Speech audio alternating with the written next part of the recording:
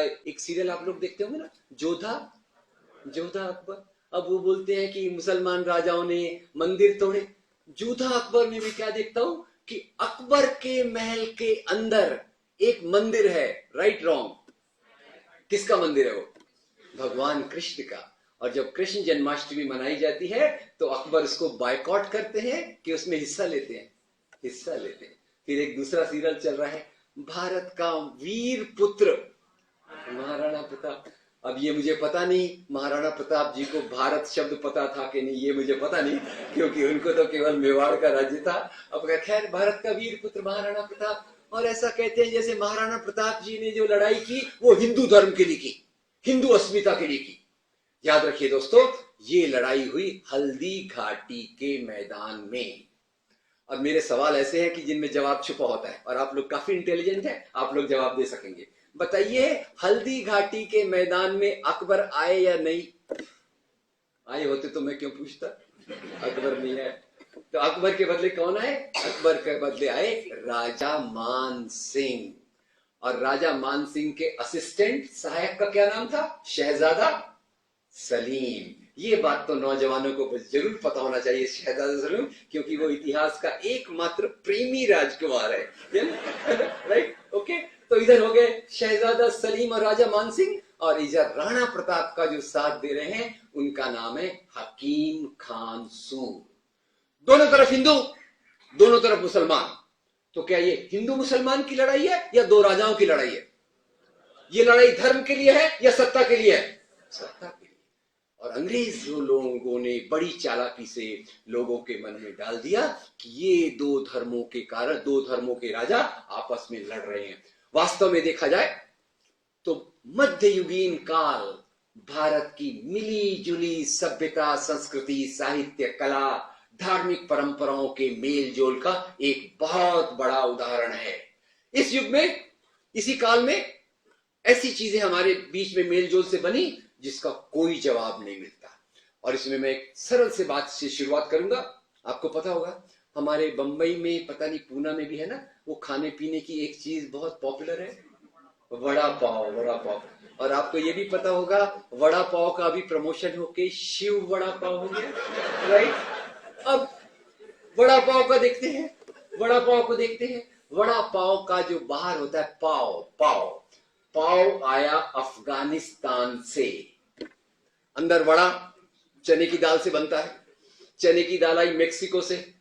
अंदर फिर आलू, आलू आया स्पेन से, और उसके अंदर स्वाद के लिए डालते हैं अदरक, जिंजर। और अदरक वहां से आई जहां से आजकल प्राय सब चीजें आती हैं, ओरिजिनल डुप्लीकेट दोनों। कहां से? चाइना। तो इतनी सारी चीजें आई और उतना हमारा प्यारा सा वड़ा पाव बना जिसके बगैर हमारे बंबई के लोग जी नहीं सकते। पूना का भी देखिए, मुझे पता नहीं है। ये हो गया वड़ा पाव। एक और चीज आपके मुंह में थोड़ा पानी ले आऊं, और वो है हैदराबाद में मिलती है बहुत ज्यादा, बिरयानी। Very good. बिरयानी जो है दोस्तों, बिरयानी आई ईरान से। ईरान से, ईरान में इसे कहते हैं बिरयान। बिरयान यहाँ आई तो हमारी तो आदत है चीजों को ज्यादा टेस्टी बनाना, ज्यादा स्वादिष्ट बनाना। हमने और टेस्टी बना के इसको बना दिया बिरयानी। खैर, ये खाने पीने की चीजें हो गई। अब थोड़ा मैं संगीत के क्षेत्र में आता हूं। और आपको पता होगा आपके अपने प्रधानमंत्री अभी कहां से चुनाव जीते? वाराणसी। दोस्तों, वाराणसी वास्तव में उसका आगे क्या होगा मुझे नहीं पता, पर वाराणसी भारत की मिली जुली सभ्यता, संस्कृति, संगीत का एक बहुत बड़ा उदाहरण है।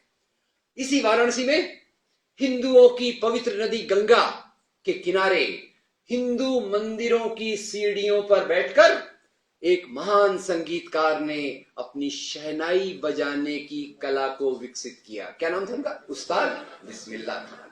अब उस्ताद बिस्मिल्लाह खान की इतनी प्यारी प्यारी कहानियां हैं। उनको हिंदू कहूं कि मुसलमान कहूं, सबसे ज्यादा मैं कहूंगा ये भारत की आत्मा का कोई प्रतिनिधित्व करता है तो इस प्रकार के लोग करता है। संगीत हो गया, फिर कविता। स्कूलों में हम कविताएं पढ़ते हैं, भाई एग्जाम में पास होना है कैसे तो भी, और फिर ऐसी पास तो हो गया एग्जाम में जो भी लड़खड़ाते हुए। पर बाद में 1992-93 के बाद मुझे याद आया कि मैंने स्कूल में भगवान कृष्ण के ऊपर कुछ कविताएं पढ़ी थी, और उन कविताओं के लिखने वालों के नाम मुझे याद आए। एक नाम जो याद ऑफ कोर्स सबको आता है सूरदास, पर दो नाम मुझे और याद आए। एक नाम है रहीम खान खाना, दूसरा नाम है रस खान। रस खान नाम है, रस खान कविता किस पे लिख रहे हैं? भगवान श्री कृष्ण पे। पुरानी बात जाने दीजिए, आज पर आ जाता हूं फिर से। वो मेरी फेवरेट फिल्म लगान। लगान, और आपको पता होगा लगान में वो अपना क्रिकेट मैच का टेंशन और एग्जाम का टेंशन साथ साथ चलता है ना, दोनों बराबर टाइप के रहते हैं। Last but one day of the cricket match, गांव के लोग टेंशन में हैं। जब भी टेंशन में तो अपन जाते हैं पूजा पाठ करने। गांव के लोग भी पहुंच गए मंदिर। कौन से मंदिर गए? कृष्ण भगवान। और वहां उन्होंने कौन सी आरती गाई? ओ पालनहारे निर्गुण और न्यारे। जरा सोचिए इस कविता के लिखने वाले का नाम क्या है?